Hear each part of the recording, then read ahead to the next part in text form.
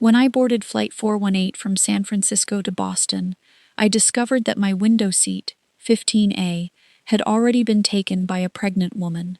She rested her head against the cabin wall, one hand on her visibly swollen belly and the other scrolling through her phone, as if the seat had always belonged to her. The man in 15B sat with his legs crossed, noise-canceling headphones over his ears, and did not even look up when I stopped in front of them. I held out my boarding pass. "Excuse me, seat 15A is mine." The woman glanced at the pass, then looked me up and down. "I know." She said it so calmly that I thought I had misheard. "Then could you return to your assigned seat?" She rubbed her stomach and leaned even closer to the window. "I'm almost 7 months pregnant. A window seat gives me something to lean against, and people won't keep bumping into me in the aisle. You're young. Sitting in an aisle seat for one flight won't hurt you." Her voice was not loud, but it carried far enough for several nearby rows to hear. An older woman behind me gave me a look that seemed to urge me to be understanding. The man in 15B finally lifted one side of his headphones. "It's just a seat," he said. "Don't block the aisle and make everyone wait." I looked at him. "What seats are the two of you assigned?" 22B and 22C. "Then one of you already has an aisle seat." The woman answered immediately. "But my husband has to sit beside me and take care of me." The man smirked. He did not correct her use of the word husband. "I already told you, my wife is pregnant. What do you lose by giving up one seat?" Impatient sighs began rising around us. A man in a suit behind me muttered that the aircraft door was about to close. Everyone looked toward me, waiting to see whether I intended to turn a seat dispute into an argument that delayed the entire cabin. A few years earlier, I might have called a flight attendant, held up my boarding pass, and demanded that the rules be enforced.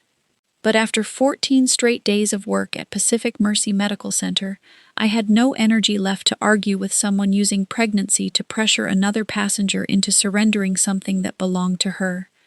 I said nothing more. I pulled my suitcase around and headed toward the front of the plane. Behind me, the man laughed. "See? Was that so difficult?" I walked directly to the lead flight attendant, who was still checking the cabin. "Do you have any first-class seats left?" She checked her tablet. "One seat, Dr. Carrington. But the gate upgrade costs $1,850. "I'll take it." She looked surprised. "Are you sure?" "I'm sure." I signed the authorization, paid by card, and received a new boarding pass. Seat 2A was wide, separated by a divider, and far enough from economy that I would not have to look at the pair in row 15. Once I sat down, a flight attendant brought me sparkling water with a slice of lemon. I removed my watch, set my phone to airplane mode, and leaned back. "My name is Eliza Carrington. I was 32 years old and worked as a maternal fetal medicine specialist at Northbridge Medical Center in Boston. I had just completed 2 weeks of negotiations and training for a fetal surgery partnership between Northbridge and Pacific Mercy. All I wanted was to sleep through the remaining 6 hours. Before the aircraft door closed, I could still see the woman in row 15 through the gap in the curtain. She was laughing with the man beside her, showing none of the discomfort she had claimed moments earlier. I told myself I had paid a ridiculous amount of money simply to avoid spending 6 hours beside 2 rude strangers. I pulled up the thin blanket, closed my eyes, and tried to sleep. 13 minutes after takeoff, a scream came from economy. The second scream broke into panicked sobbing. Call buttons began chiming one after another. I opened my eyes. A flight attendant rushed through the curtain, her face drained of color. Seconds later, the lead attendant came back to me. "Dr. Carrington, we have a pregnant passenger with severe bleeding. Can you help?" I unfastened my seatbelt immediately. "Are there any other physicians on board?" "A dermatologist and a pediatric nurse. They're with her now, but she's losing blood very quickly." "How far along is she?" 28 or 29 weeks. "Has the aircraft turned around?" The captain is requesting priority clearance back to San Francisco. Bring out the emergency kit and oxygen. Do not let her stand. Place her on her left side, keep her warm, and record when the bleeding started. I stepped through the curtain without knowing who the patient was.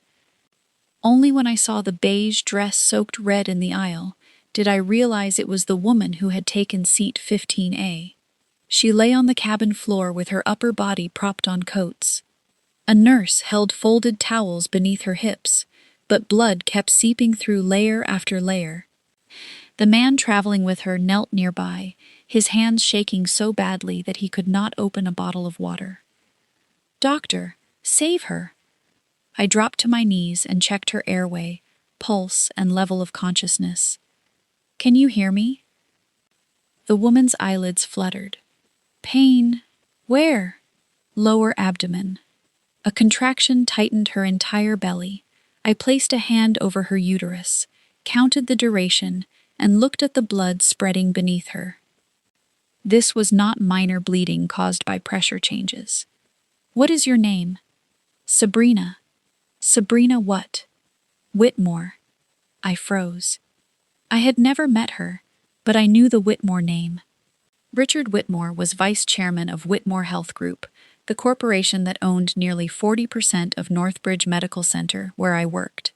His daughter was hemorrhaging on the floor of an airplane, and I had no idea why she was there. "What is your name?" I asked the man. "Dominic Rourke." The name meant nothing to me. I pulled up Sabrina's sleeve to establish an IV and noticed a narrow medical alert bracelet around her wrist. Engraved inside were the words, Type 3 VWD, severe bleeding risk. I looked up sharply. "She has type 3 von Willebrand disease?" Dominic stared at the bracelet as if he had never seen it. "I didn't know. You told the flight attendant she was completely healthy." "I thought she only had mild anemia." "She has a severe bleeding disorder. Has she ever been diagnosed with placenta previa?" He did not answer. I turned back to Sabrina. "Do you have placenta previa?" Her lips trembled. Complete. Cold spread through me. A woman nearly 29 weeks pregnant, with complete placenta previa and a severe bleeding disorder, could not end up on a transcontinental flight with a companion who knew nothing about either condition. "What medication did you take today?" Sabrina forced her eyes open. Caleb said, "It wouldn't hurt." I thought I had heard wrong. "Which Caleb?" She did not answer. Her consciousness was slipping away. I turned to Dominic. "Who is Caleb?" He avoided my eyes. Sabrina suddenly tensed, and the monitor showed her blood pressure falling to 84/52. I spoke to the nurse. "Start 2 large-bore IVs, if the kit allows. Run warmed saline quickly. 10 liters of oxygen by mask. Confirm with the cockpit that we are returning immediately." Then I looked directly at Dominic. "My fiancé's name is Caleb Ashford." All color left his face. That was the moment I knew this was no longer a random medical emergency. Why is a woman I have never met saying my fiancé's name while she is bleeding to death? I don't know. What did she take? Vitamins. Do not lie to me.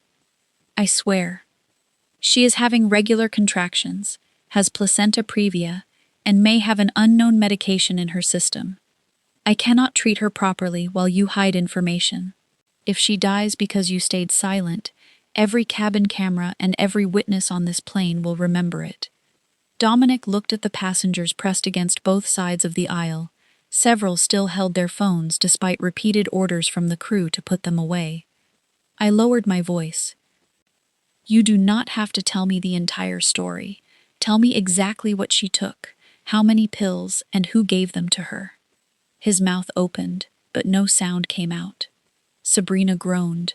Blood soaked through the fresh towels. "Every second you stay silent costs her more blood." He began to shake. "She took 2 pills before we boarded." "What pills?" "Caleb said they were to stop contractions." "What did they look like?" "White. Hexagonal." "What dosage?" I don't know. A chill went through me. Some compounding pharmacies used hexagonal misoprostol tablets. Misoprostol could trigger uterine contractions. In a patient with placenta previa, contractions could cause catastrophic hemorrhage. Caleb Ashford gave you the pills? Dominic glanced around. Nearby passengers had raised their phones to record. Put the phones away, the lead flight attendant shouted. I kept my eyes on Dominic. Answer me. He sent them to Sabrina. He said that as soon as she showed signs of bleeding, the plane would turn back and you would take care of her. He said everything was under control. What about taking my seat? Dominic closed his eyes. Caleb said you hated being pressured, but you would never abandon a patient. He told us to provoke you and make sure the whole cabin saw it. Then, when something happened to Sabrina, everyone would force you to help her in front of them. Why? He needed you there. He wanted you to be the one who declared it an unavoidable obstetric emergency. The towels darkened faster. I stopped asking questions. Lead attendant, document everything he just said in the incident report, and preserve any cabin camera footage that exists. We will deal with the legal consequences later. I turned back to Sabrina. Listen to me. You have to stay conscious. We are returning to San Francisco. I am going to keep you stable until the ambulance team takes over. Sabrina opened her eyes slightly. The baby? I cannot promise anything yet, but both of you still have a chance, if you do exactly what I tell you. I ordered that she be given nothing by mouth, kept on her left side, monitored every 2 minutes, and placed near the defibrillator. The emergency kit contained no blood products, no von Willebrand factor replacement, and no operating room. All I could do was reduce the risk of shock, protect her airway, and get her back onto the ground as quickly as possible. A physician could not turn an airplane cabin into a surgical suite, but a physician could keep a patient alive long enough to reach one. Dominic remained on his knees across the aisle, his head lowered almost to the floor. I'm sorry, he said. I'm sorry. I did not answer. 18 minutes later, the aircraft struck the runway with a violent scream of tires. Ambulances, fire crews, and emergency response teams were already waiting. Pacific Mercy was where I had just completed the partnership program, so my temporary clinical privileges were still active.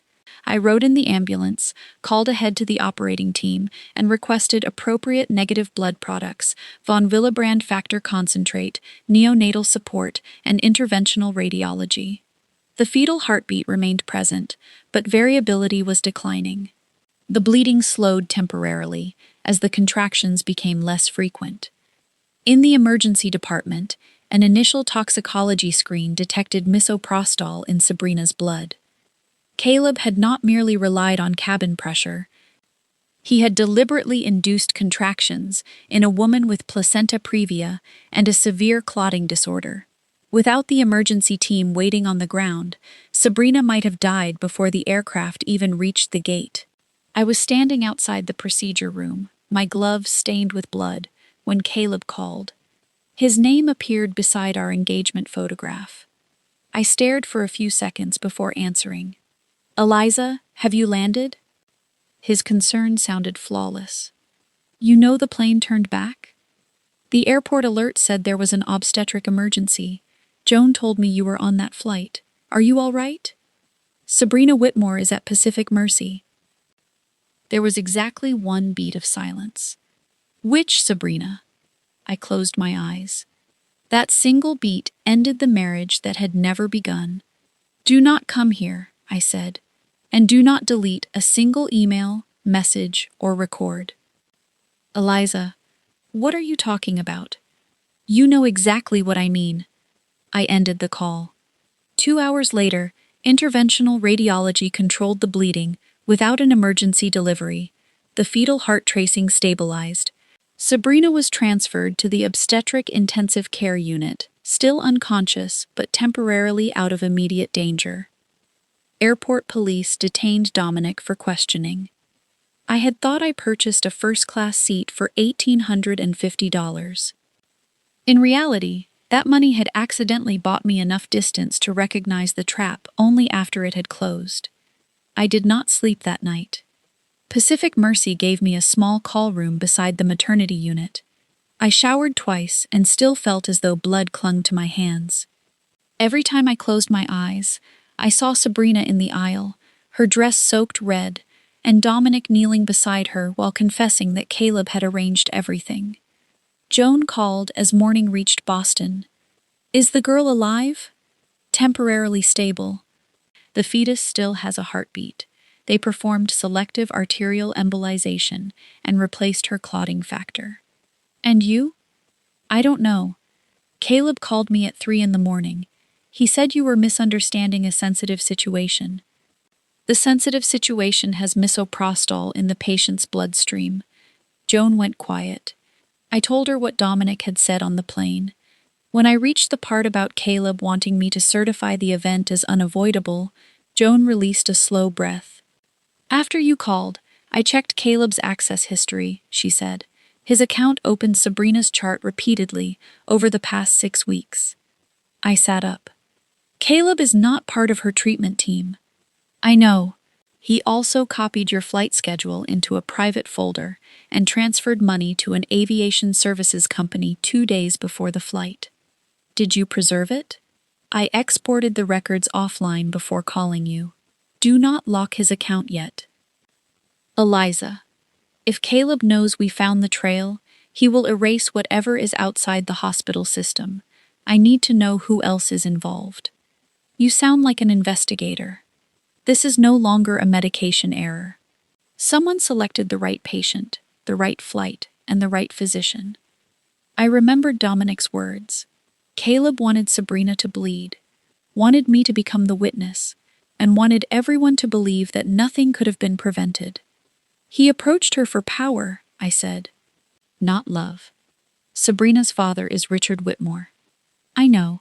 Richard is campaigning to replace Northbridge's chief executive at the end of the year. Whoever he supports will effectively control the hospital network across the Northeast." Caleb had told me many times that becoming deputy chief executive was only the beginning. He wanted to run a hospital before he turned 40. My father, Dr. Thomas Carrington, was currently Northbridge's chief executive and planned to retire within 2 years. Caleb had always been treated as the natural successor, but my father had never made a commitment. Richard Whitmore could secure it with a few votes. "Joan, do you have copies of the entire access history and all related emails?" "Yes, stored offline." "Do not send them through the hospital network. You think the system is being monitored?" I think Caleb could not have done this alone.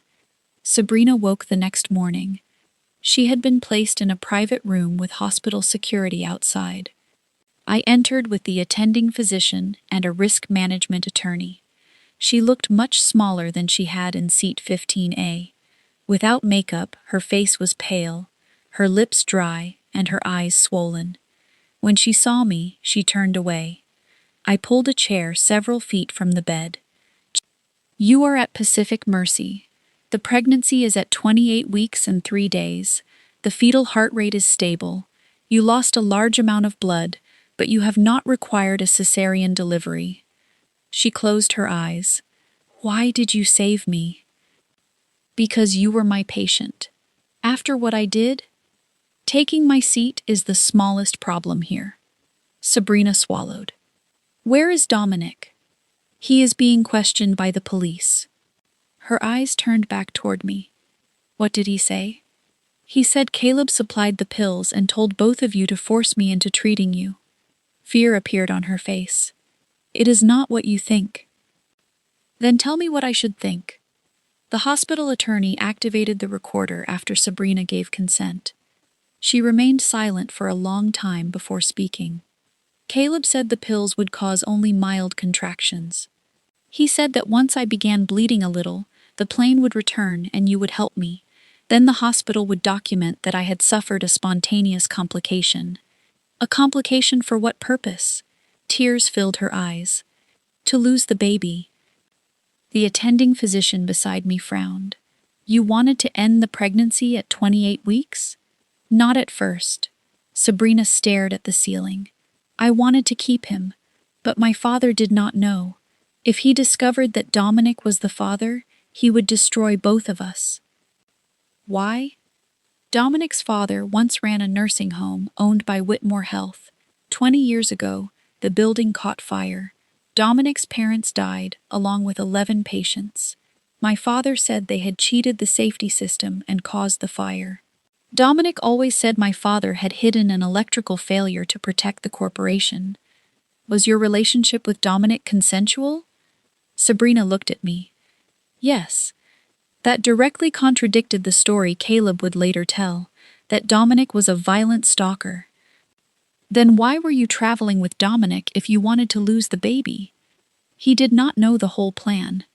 I remembered that Dominic had carried the medication from Caleb to her. He knew you took pills. He thought they were real medication to prevent contractions. I never told him I had agreed to let Caleb create an emergency. I only said that we had to fly back to Boston and that he needed to come with me so my father would believe we were still running away. What about taking my seat? Sabrina twisted the blanket in her hands. Caleb said I had to make you angry.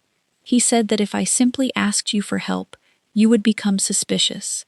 But if we caused a public argument and an emergency happened later, everyone would pressure you to save me. I did not know the pills would make me bleed that much. You knew you had placenta previa and a serious clotting disorder. Caleb said the dose was tiny. With your condition, there was no safe dose for inducing contractions on an airplane. She began to cry. I was afraid. I thought that if my father found out, he would force me to end it some other way. Caleb said that at least this plan would happen in front of the best doctor. I looked at her. You placed your life and your baby's life in the hands of a man using you to obtain a promotion. He said he would help me escape Dominic. You just told me Dominic never forced himself on you. Sabrina turned her face away. Dominic loves me in a way that makes it hard to breathe. He tracks everything. Where I am, who I meet, who I speak to.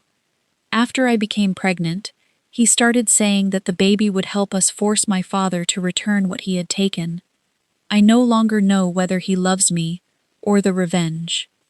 That was the first answer that made the situation more complicated instead of simpler. Dominic was not merely a panicked husband. Caleb was not a secret lover. Sabrina was not entirely innocent. Each of them was using the unborn child for a different purpose. I stood. You need rest. From this point forward, Pacific Mercy will control all medication. No one will enter this room unless you agree. Sabrina caught my sleeve. Caleb will come. He booked a morning flight. Do not let him speak to me alone. I won't. What about my father? He already knows you are here. Sabrina went pale. No. Whitmore Health's office called at 6 this morning. They requested that you be transferred to one of the corporation's facilities. Do not let them transfer me. I cannot keep you here if you voluntarily agree to leave. I will not go.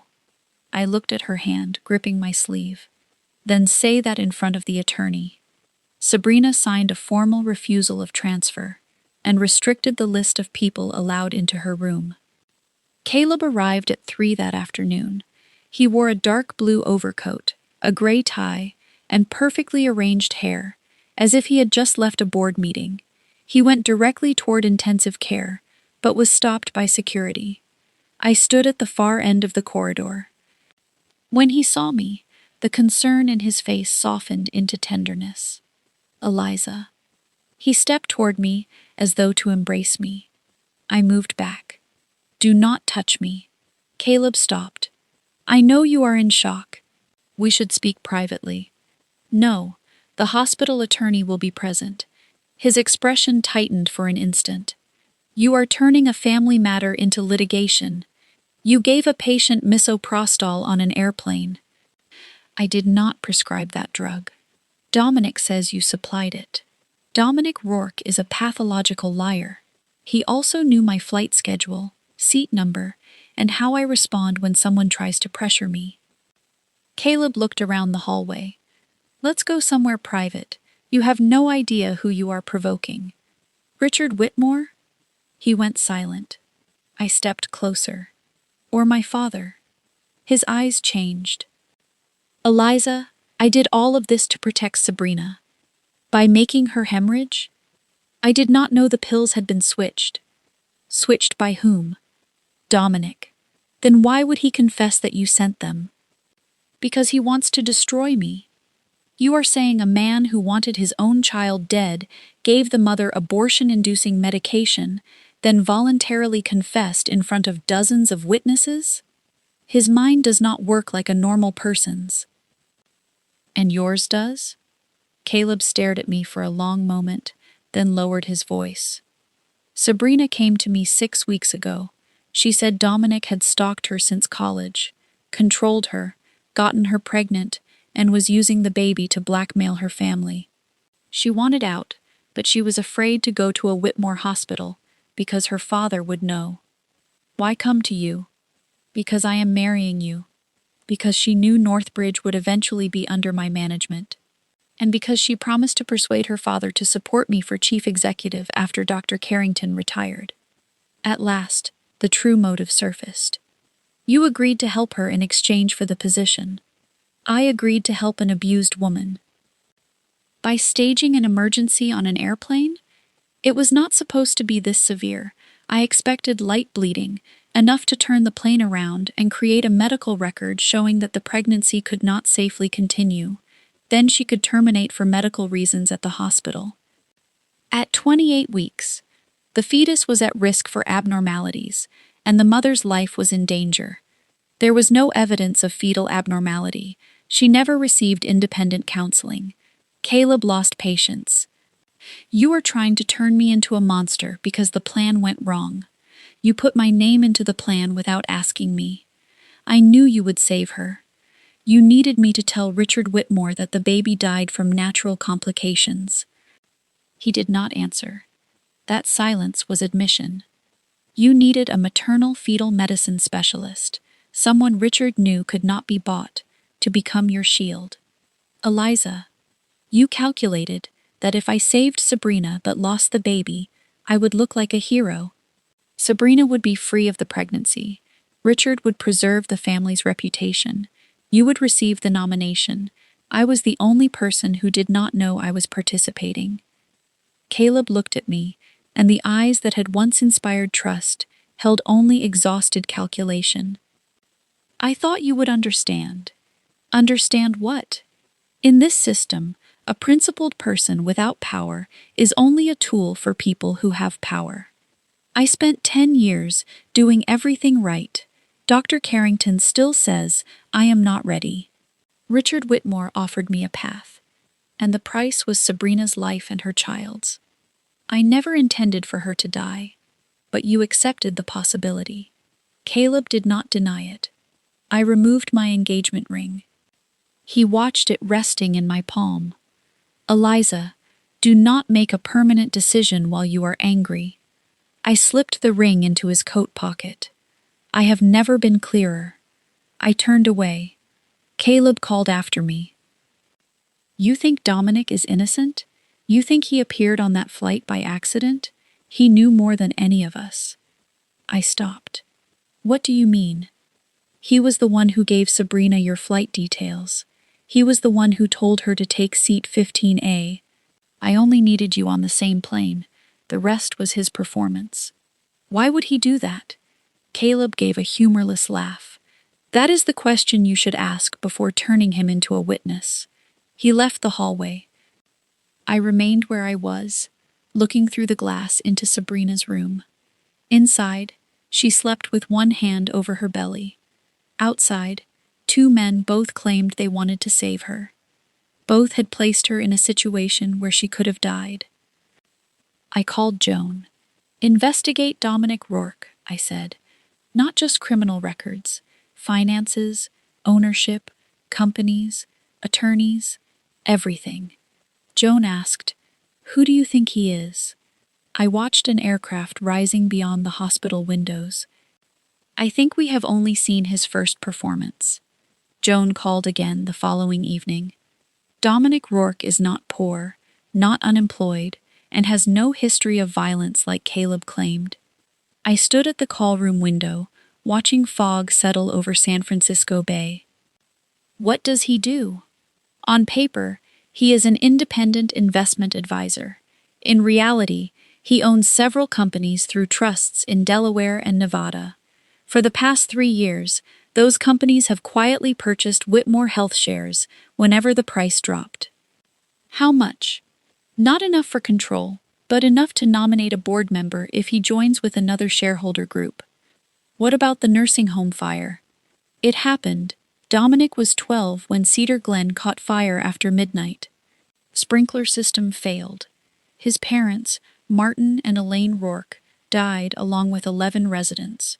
The official report concluded that his father had postponed maintenance to save money. Richard Whitmore was responsible for the region then? Yes. 1 month after the fire, Whitmore Health purchased the remaining assets at a very low price. Several investigative documents disappeared when the civil lawsuit was settled. Dominic believes Richard framed his father. He does more than believe it. I found a journalist who investigated the fire. She has copies of internal emails showing that Martin Rourke requested replacement of the entire electrical system 6 months before the fire, but Whitmore denied the budget. I closed my eyes. A 12-year-old boy lost both parents, then grew up believing a corporation had killed them and turned his father into the culprit. What about Sabrina? She met Dominic in college.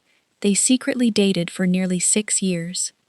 Richard discovered the relationship 2 years ago and used lawyers and money to force Dominic away. Sabrina was sent to Europe for a while. Then where did the stalking story come from? Sabrina reported him outside her home several times, but there was no restraining order. Some messages show that she continued contacting him herself. A toxic relationship. That is what it looks like. Joan paused. One more thing. Dominic was released from airport police custody in less than 4 hours. The attorney who arranged bail was Leonard Graves. I knew the name. Leonard Graves was Whitmore Health's leading litigation attorney. Richard bailed him out? That makes no sense. If Richard knew Dominic fathered the child, he would want him gone, not released.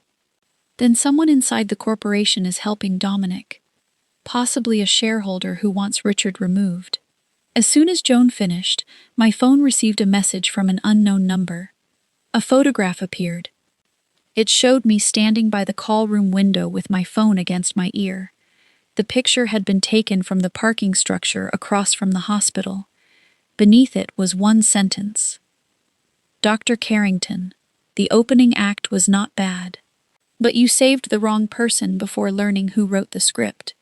I pulled the curtain shut. Joan, I said, he is outside. Call security. I will. Do not meet him alone. I did not promise. Security searched the parking area, but found no sign of Dominic. Cameras showed a black sedan leaving 3 minutes before the officers arrived. The plate belonged to a rental company. 2 days later, Pacific Mercy confirmed that Sabrina was stable enough for medical transport to Boston. She refused transfer to any Whitmore Health facility except Northbridge, because my father still ran Northbridge, and Joan controlled the maternity department. I accompanied her on the medical flight. Dominic did not appear. Caleb had returned to Boston before us. When the ambulance brought Sabrina through Northbridge's private entrance, nearly 30 reporters were waiting. News that the Whitmore heiress hemorrhaged on an airplane had leaked. Most stories said that a physician who happened to be on board had saved both mother and child. None mentioned misoprostol. None mentioned Caleb. The hospital communications office sent me a prepared statement. Northbridge Medical Center confirms that Dr. Eliza Carrington assisted a passenger experiencing an unexpected pregnancy complication.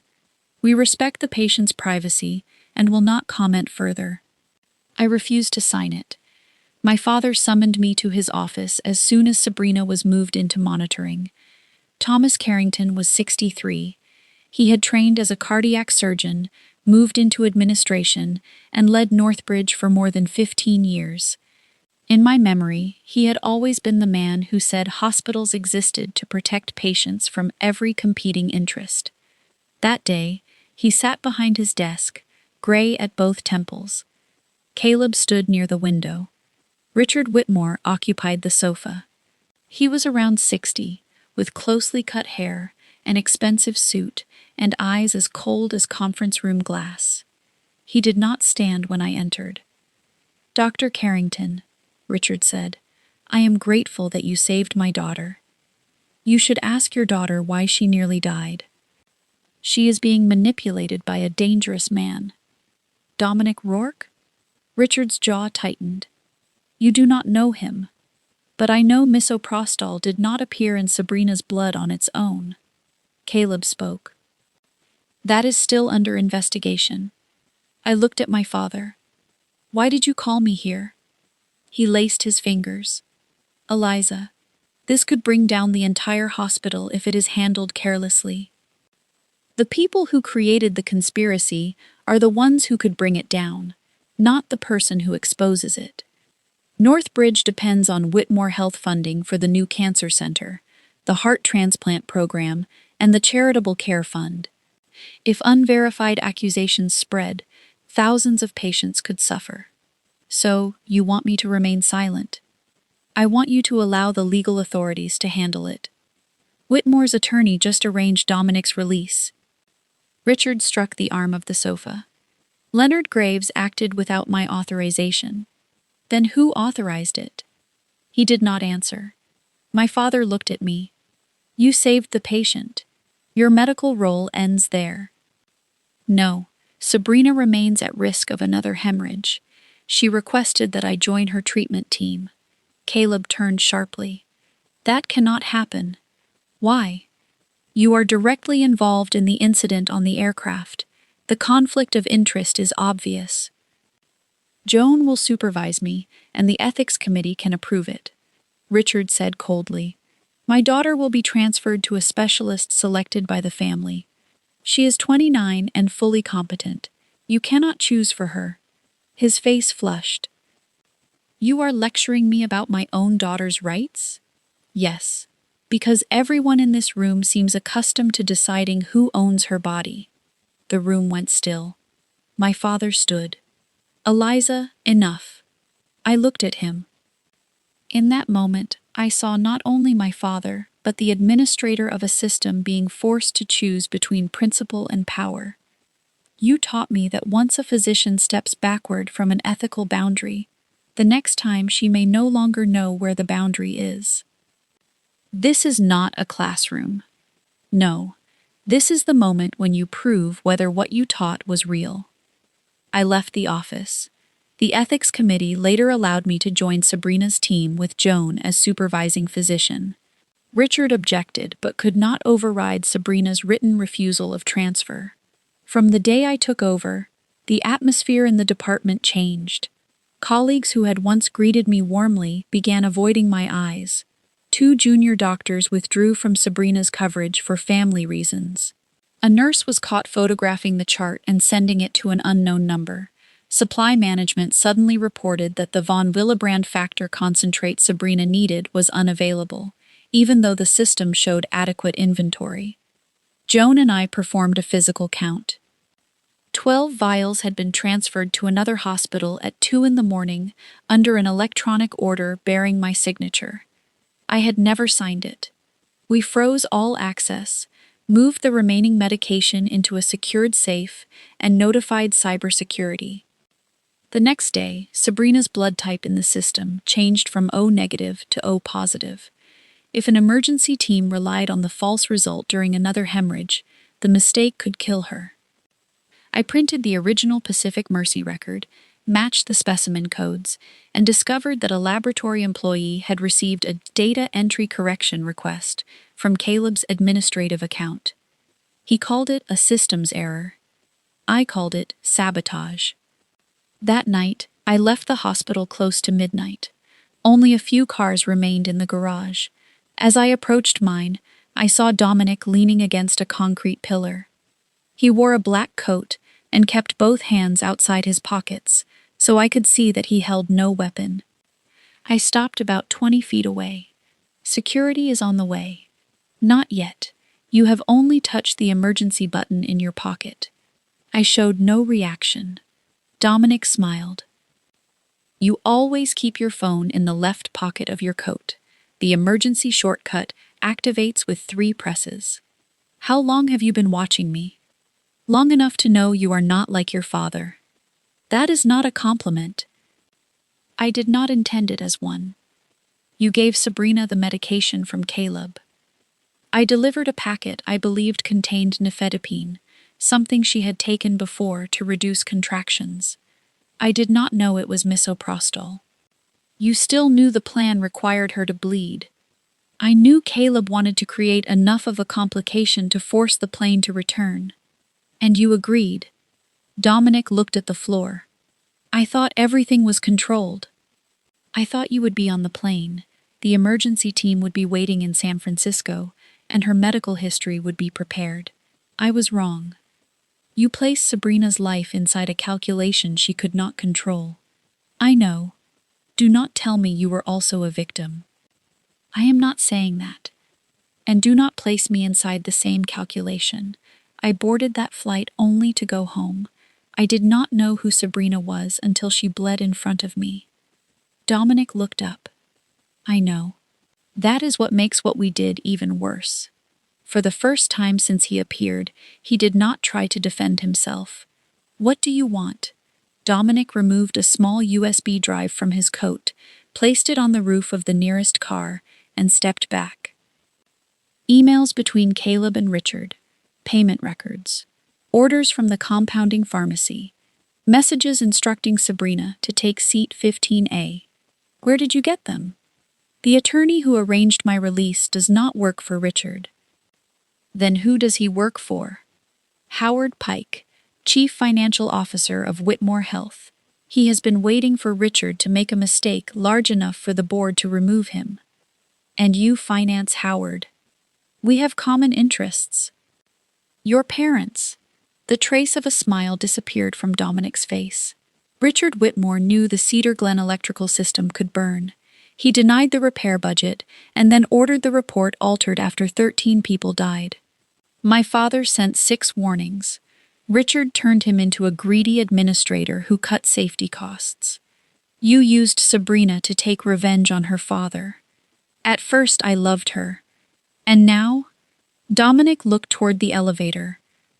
Now I do not know how much love remains or where revenge begins. What about the child? He is mine. You turned your own child into a piece on the board. Richard would never allow the baby to exist if he knew the truth. So you let Caleb try to kill it first? I wanted proof of what Richard and Caleb were willing to do. I trusted that you would not allow Sabrina to die. I took one step toward him. You had no right to wager another person's life on my skill. No, I did not. For once, he did not make an excuse. What else is on the drive besides evidence? A plan for the Whitmore board meeting in 10 days. Richard intends to nominate Caleb as Northbridge's next chief executive. After the nomination passes, Sabrina will be moved to a private facility. They will end the pregnancy and announce that she has gone abroad for treatment. Why give this to me? I can bring Richard down financially, but I need a doctor to prove the medical conspiracy. You want to turn me into a weapon. You were already a target before I approached you. I looked at the USB drive. My conditions are these.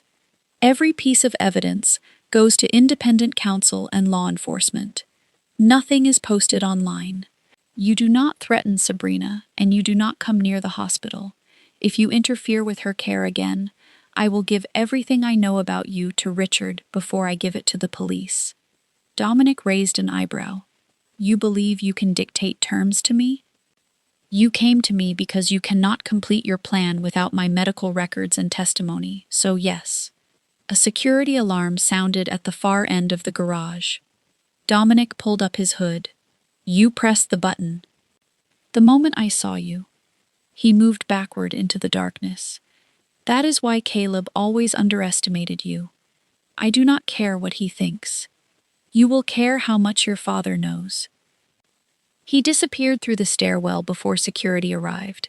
I did not touch the USB drive with my bare hands. I called Joan, my personal attorney, and a federal investigator Pacific Mercy had contacted after the misoprostol discovery. 3 hours later, we opened the data on an air-gapped computer. The first file was an email from Caleb. Eliza must be on the exact flight. She is the only person Richard will trust when she confirms that the pregnancy could not be saved. The second was a reply from Richard's assistant account. Mr. Whitmore approves the approach provided. There is no direct connection to the corporation.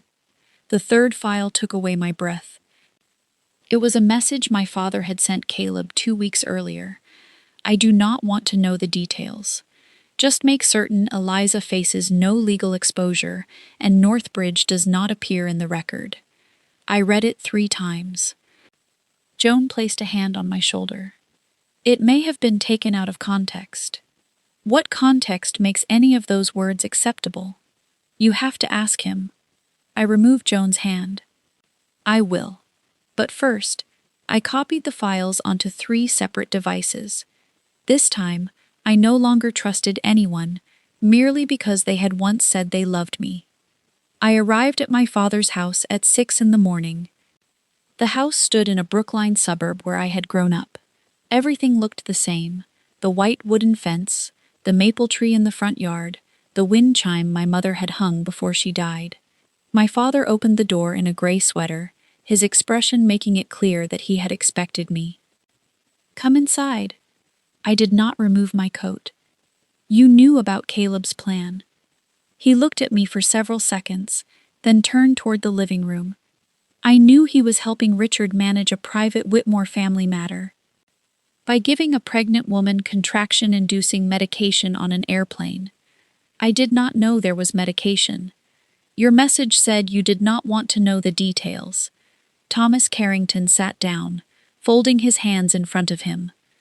Caleb said Sabrina was being threatened by Dominic, wanted to end the pregnancy discreetly, and needed a reliable physician present in case there was a complication. I told him you were not to be involved in anything illegal. But you knew I was being placed on the same flight. I knew he hoped you would be there in an emergency. What would you call that if not involvement? He looked up. I was trying to protect you. By refusing to ask what they intended to use me for? Northbridge is approaching a major restructuring. If Richard appoints an outsider as chief executive, hundreds of physicians may lose their positions, the charitable programs may be cut, and the hospital could become nothing more than a profit machine. Caleb understands the system. He has been trained to succeed me. So you accepted that he could buy Richard's support with Sabrina's life. I did not accept that. You accepted not knowing. The words silenced him. I placed a printout of the email on the table. You always said physicians cannot look away when they see danger, but you looked away from the beginning because you were afraid that knowing too much would force you to act. He stared at the paper. What do you want me to do? Publicly withdraw Caleb's nomination. Preserve all hospital data. Cooperate with investigators. And do not interfere with Sabrina's care. Doing that before the board meeting could destroy Northbridge. No, it would only destroy the illusion that a hospital can survive by hiding crimes. My father shot to his feet. You do not understand the responsibility of running an institution. Maybe not, but I understand the responsibility of holding a scalpel. Do not speak to me as though I have never saved a life. I am not denying the people you saved. I am asking whom you are willing to sacrifice to protect your legacy. He raised a hand as though to point at me, then lowered it. There was more than anger in his eyes. There was shame. I will not make anything public before council reviews it. Then I will proceed without you. I turned toward the door. Behind me, my father said, Eliza, if you walk out intending to confront Richard, I may not be able to protect you. My hand rested on the doorknob. That is the first honest thing you have said. I returned to the hospital at 8. Sabrina was awake. She asked to speak privately with me and the attorney. I want to record a statement, she said. Why now? Caleb sent a message through a nurse. He said that if I refuse transfer, my father will publicly claim Dominic raped me and that I am incapable of making decisions. Is that true? Sabrina looked down at her hands. Dominic never raped me, but he once kept me inside his apartment for an entire night and refused to let me leave until I promised not to return to my father. He monitored my phone, hired people to follow me, and used my fear to force me to choose sides. You do not have to make one person completely innocent in order to prove that another committed a crime. I know. She raised her eyes. I want to be exact. Caleb knew I was afraid of both Dominic and my father. He offered a solution that looked clean. He said that if the baby died during a medical complication, no one would be responsible. I would be sent to Europe. Dominic would lose his leverage. My father would avoid humiliation. Caleb would receive my father's support. You agreed? Yes. You knew I was being pulled into it? I knew you would be on the flight. I did not know Caleb had emailed your father. And Dominic? He knew your flight and seat. He was the one who suggested that I take 15A. Why? He said you would refuse to give it up. When you upgraded, the whole cabin would remember the argument. Then, if an emergency happened, everyone would pay attention. He wanted witnesses. How much of Caleb's plan did Dominic know? I do not know. Sometimes I think he was trying to save me. Sometimes I think he was waiting for everyone to expose themselves. Sabrina rested one hand on her belly. No one asked what the baby wanted. I cannot ask him either. But I can decide not to let him remain the reason these men destroy one another. We recorded her statement for nearly 40 minutes. Sabrina described her meetings with Caleb, the telephone numbers, the medication, the promise of a position, and the pressure from her father. She did not erase her own responsibility. She admitted taking my seat, provoking me, and swallowing the pills despite knowing how dangerous the pregnancy was. At the end of the recording, she looked directly into the camera. Father, if you are watching, I need you to know that Caleb did not save me. He used my fear to kill my baby and turn Dr. Carrington into the person who would certify it as an accident. If you still protect him, you are not defending the family's reputation. You are protecting the man who tried to kill your daughter and your grandson. The attorney saved 3 copies. 2 days later, Sabrina hemorrhaged again. This time there was no aircraft, no change in pressure, and no excuse to call it an unpredictable event.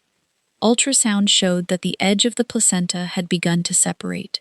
The fetal heart rate dropped in repeated episodes. Joan and I decided on an emergency cesarean at 29 weeks.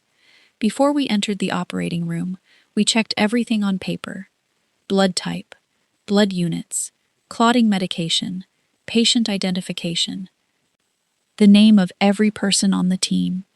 I required a security officer outside the medication room and an investigator observing specimen control. Caleb's system access had been suspended, but he had not yet been arrested. His attorney argued that there was no direct evidence he knew misoprostol had been delivered. For the first 15 minutes, the operation proceeded exactly as planned. After the uterine incision, I delivered a boy. He weighed slightly more than 1 kilogram, his skin pale purple, but his heart was beating. The neonatal team took him immediately. Then Sabrina's uterus failed to contract. Blood flooded the surgical field. Activate the massive hemorrhage protocol, I said. Call for more blood. Administer uterotonics according to protocol. Prepare the tamponade balloon. A nurse ran to the medication cabinet and returned. There is no backup von Willebrand factor. The cabinet was checked before surgery. The compartment is still sealed, but the vials inside are albumin. Someone had switched the labels. Joan looked at me. Use the emergency stock in the safe. The electronic safe is locked, the nurse said. The code is not working. I had no time for anger. Call the blood bank and activate the manual emergency box. Tell hematology to bring the medication by hand. Do not use the pneumatic tube system. The blood loss continued. Sabrina's pressure fell. I placed the uterine balloon, increased medication, and sutured the bleeding vessels. Another surgeon recommended immediate hysterectomy. If we cannot control it within 3 minutes, we proceed, Joan said. I looked into the surgical field. Sabrina had said she wanted to live and wanted authority over her own body. But in that moment, preserving her uterus came second to preserving her life. Hematology delivered the medication by hand after 4 minutes. We infused it immediately. The bleeding began to slow. 10 minutes later, her blood pressure started to rise. Her uterus was preserved. Sabrina survived. Her son was transferred to the NICU in critical but stable condition. After surgery, investigators found fingerprints on the relabeled vials belonging to a pharmacy technician hired 3 months earlier. His phone contained messages from a prepaid number offering $50,000 to make certain the Carrington team does not have the correct medication at the critical moment. The sender used a payment account, opened by a consulting firm, connected to Caleb. Police arrested Caleb that night. They led him from his apartment while reporters crowded the street. When he saw the cameras, he still straightened his back and said, "I am innocent. This is a power struggle, orchestrated by Eliza Carrington and a hostile shareholder." I watched the footage on the screen in the call room. Dominic sent me a message. "The first gift has been opened. The second is for the board meeting." I replied, "No more games. Give everything to investigators." He answered, "Investigators can arrest Caleb. Only the board can remove Whitmore from the system he built." I did not respond. The board meeting took place 5 days later at Whitmore Health headquarters in Boston.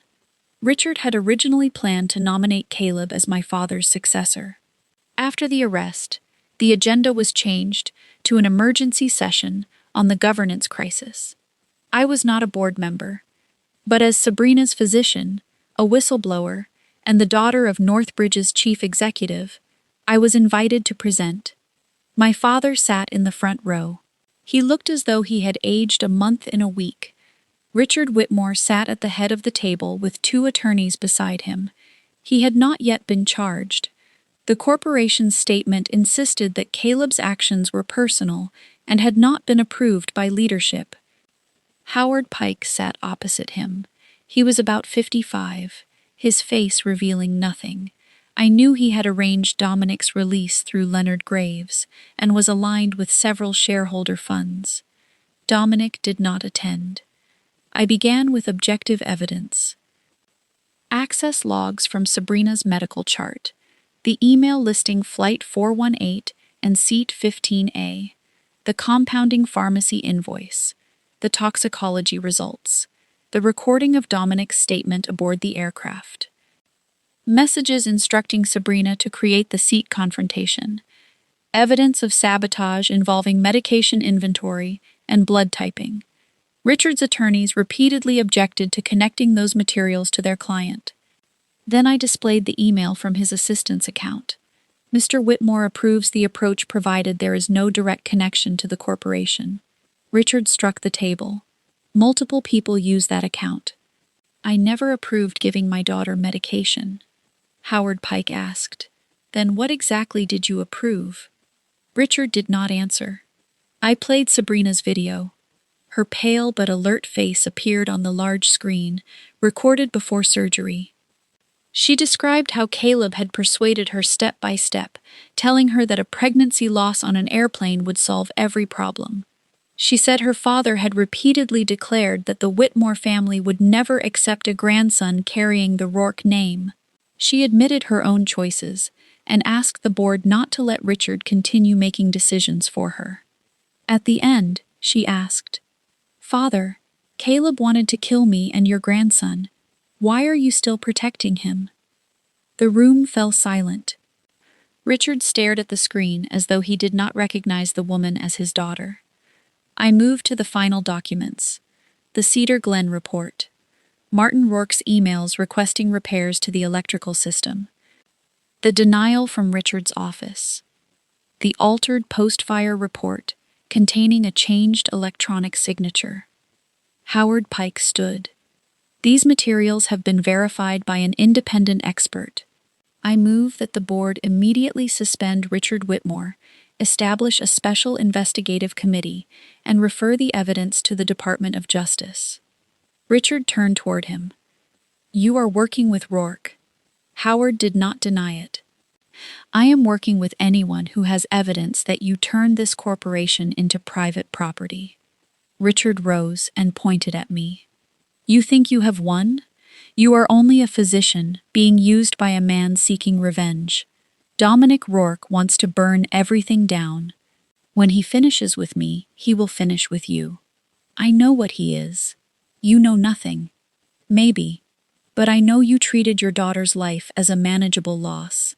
Richard stepped backward. His face went pale. He lifted a hand to his temple, one side of his mouth twisted, and he collapsed. I was the first person to reach him. He had just been exposed. Sabrina had nearly died because of the system he protected. But in that moment, he was still a patient suffering a stroke in front of me. I checked his airway, called emergency services, and documented the exact onset time. As paramedics carried him away, one director said quietly, "After everything, you still saved him." I stood. That is my job. It does not erase what he did. The meeting resumed an hour later. The board voted 11-2 to suspend Richard. My father voluntarily withdrew from all decisions related to the investigation and announced that he would retire early after ensuring a safe transition at Northbridge. When we left the boardroom, he walked beside me. I gave every email to the investigators, he said. Thank you. I do not expect you to forgive me immediately. I do not know whether I can. He nodded. But you were right. I was afraid to know the truth because once I knew, I would have to choose. I looked at the man who had once been my hero. You can still choose from now on. He stopped in the hallway.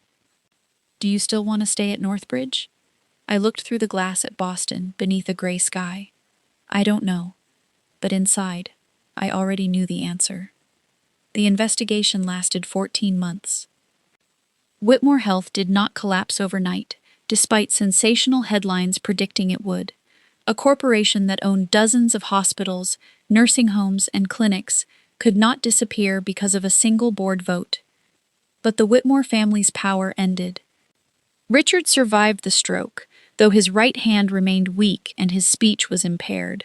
Once he recovered enough to participate in proceedings, he was charged with obstruction, document fraud, and complicity in the scheme that endangered Sabrina. Attorneys argued for months over how much he knew about the plan to use misoprostol. The final evidence came from his assistant's phone. Richard had not ordered a specific drug, but he had written, "If the child is gone, every problem disappears." I do not want the Whitmore name on any document. He accepted a plea agreement to avoid a lengthy trial, received medical home confinement, paid substantial penalties, and permanently lost the right to manage the corporation. Caleb received no such leniency. Prosecutors proved that he had purchased the medication through a compounding pharmacy, transferred it under a false name, and paid the pharmacy technician to sabotage Sabrina's surgery. Messages between Caleb and the technician showed that he was no longer merely trying to conceal the original plan. He wanted Sabrina to die in surgery, so that the only direct witness could never testify.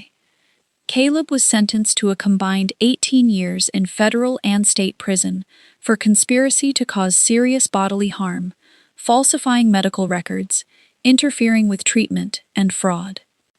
On the day of sentencing, he asked to speak to me. I refused. I did not need to hear a man who had used my love, profession, and trust explain that all he had wanted was success. Sabrina remained in the hospital for nearly 3 months. Her son Owen spent his first weeks in an incubator, required respiratory support, and frightened the neonatal team more than once with infections. But he survived. The first day Sabrina was allowed to hold him skin to skin, I stood outside the glass. She saw me and raised one hand. I entered. Owen lay against her chest, so small that his knitted cap covered almost his entire forehead. "Would you like to hold him?" Sabrina asked. "I don't think I should." "You were the first person who fought for him to live when even his mother did not know what she wanted." I looked at the baby. "You chose to keep him alive after you learned the truth. Too late." Late does not mean meaningless. Sabrina remained quiet for a moment. "I'm leaving Boston." "Where will you go?" "A small town in Vermont. An old friend lives there. No connection to my father's companies. No connection to Dominic's network." "Does Dominic know?" "No." She looked at me. "I used to think I had to choose between my father and Dominic. Then Caleb appeared and made me believe he was a third escape. In truth, all three wanted me to play a role in their stories. You do not have to choose any of them. I am learning that." Before she left the hospital, Sabrina sent me a message. "I am sorry about seat 15A. I am sorry about seat 15A." I replied, "Apologize to your son by giving him a life in which he is never used as a weapon." She answered, "I will try." That was our last conversation for more than a year. Howard Pike became interim chairman of Whitmore Health. Under pressure from shareholders and the government, the corporation sold several assets, created an independent oversight board, and spent hundreds of millions resolving lawsuits connected to Cedar Glen and earlier misconduct. Northbridge did not close. The cancer program remained open. The charitable care fund did not vanish as my father had feared. The hospital simply had to learn how to exist without placing one family above every patient. My father retired 6 months after the board meeting. He moved to a small house near Cape Cod and began volunteering at a community cardiology clinic. Our relationship did not return to what it had been. Some things, once broken, cannot be repaired without the fracture remaining visible. But we continued speaking. Once a week, he called to ask whether I had eaten dinner. Sometimes I asked about his blood pressure. We did not pretend that his silence had never placed Sabrina and me in danger. We simply tried to build a new relationship from whatever truth remained. Dominic disappeared immediately after Richard was suspended. Investigators wanted to question him about monitoring Sabrina, secretly purchasing shares, and interfering in the case. His attorney appeared on his behalf, surrendered all remaining documents, and said Dominic would cooperate in writing. No one knew where he was. 3 months later, I received an envelope with no return address. Inside was a copy of the original Cedar Glen fire report and a handwritten letter. "Eliza, you were right. I made your ability to save lives part of my calculation. I turned Sabrina and our son into the shortest path to Richard. I can say that I did not know Caleb had switched the medication, but that does not change the fact that I accepted a risk I had no right to choose.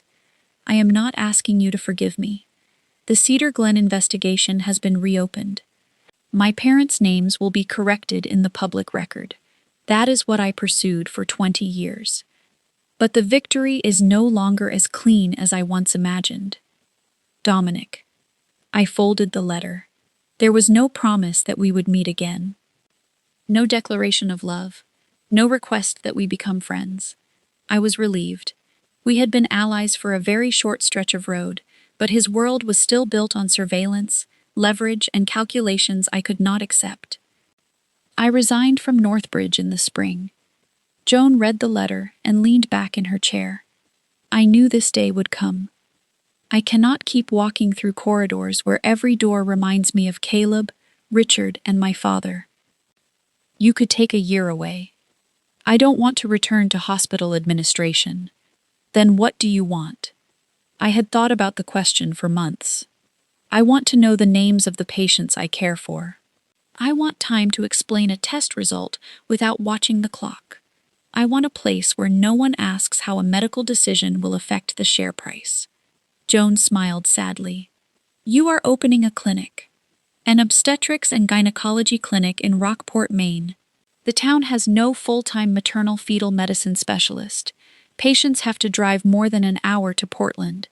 You hate Maine winters. I'll buy a coat. Joan hugged me. I'll miss you. I'll miss you too. I used my savings, sold my Boston apartment, and took out a bank loan to lease a 2-story brick building near the harbor. The ground floor had once been a fishing supply shop. The upper floor was a small apartment overlooking the water. I named it Harbor Women's Clinic. No family name, no sponsor's name, no photograph of me on the wall. On opening day, my first patient was a high school teacher, 12 weeks pregnant, after 2 miscarriages. She held her husband's hand while I placed the ultrasound probe. When the fetal heartbeat filled the room, both of them cried. I almost cried too. There was no board of directors, no reporters. No one recorded the moment to sell a story. There were only 3 people in a small room and 1 heartbeat. The clinic struggled during its first year. Insurers paid slowly. The roof leaked after a blizzard. The old ultrasound machine failed during the week, when I had 17 scheduled appointments. One morning, the accountant called to say we had received a large grant from an anonymous foundation, enough to purchase a new ultrasound system and open a mental health counseling room.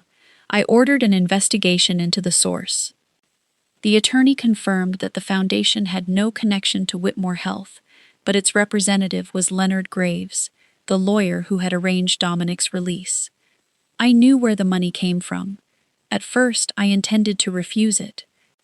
Then I thought about the patients who drove for hours because no equipment was available nearby. I accepted on the conditions that the donor received no naming rights, no management role, and no access to patient data. Dominic agreed through his attorney. He never contacted me directly. 2 years after Flight 418, Sabrina sent me a photograph.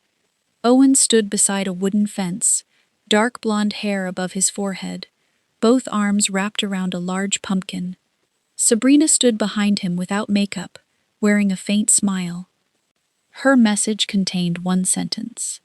He is healthy, and he carries neither the Whitmore nor the Rourke name. I replied, he looks happy. She sent a heart. I asked nothing more. One afternoon in late September, Joan visited me in Rockport. We sat behind the clinic, drinking coffee and watching boats return to the harbor. An airplane crossed high overhead, leaving a white trail stretching east. Joan asked, "Do you ever regret not calling the flight attendant and taking back seat 15A?" I smiled. If I had been sitting in my assigned seat, everything might still have happened. But you would have been right beside them, and I might have been pulled into the role they prepared before I understood what was happening. Joan stirred her coffee. $1,850 was an expensive lesson. I watched the airplane shrink against the sky. It was the best money I ever spent. Not because seat 2A was wider. Not because of the sparkling water or the curtain between cabins. The money bought me distance. Far enough away that I was not trapped inside the accusation that a young woman had refused to surrender her seat to someone who was pregnant. Far enough away to realize that other people had assigned me a role. Far enough away to understand that I did not need anyone's permission to keep my principles. I once thought the story began when Sabrina sat in my seat.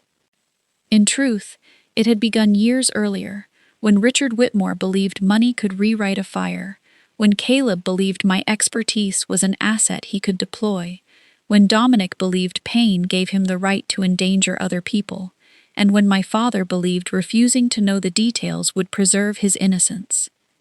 Seat 15A was simply where all those choices met. I raised my coffee.